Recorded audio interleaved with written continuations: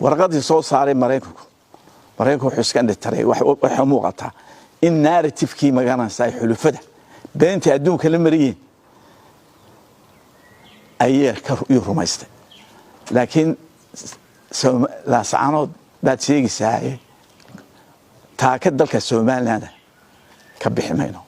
dagaalkana maanta wuxuu noqonayaa san hore u sheegay ila garow wala soconaya insha Allah taala ila garow waa inaan ka dhigna qorsheena aan iska soo afjarnaa dandaasiga beeshaas ila xaafoon ila qardho ila boosaas iska soo gurmatay jilib u socota Soomaalidu ha kala fikrad ka duwanaatay waxayna hadan dad in badan meel badan iska xiran siyaasadda ku difnaadeen walaalnimo xididnimo ehelnimo saaxiibnimo maanta dagaalkani calool xumo weyn ayuu nageliyay cadaawada la noo qabo israa'iga اللي ولا قالت ولا جنتيجيا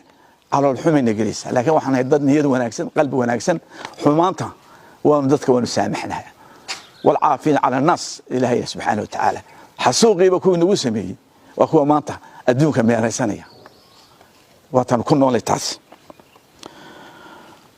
وحن شاء الله أنا كهذا له نكلا مقعاوي هو مقعاوي حسن شيخ وهذا السومالي دي الصومالي عبد الكريم حسين قوليد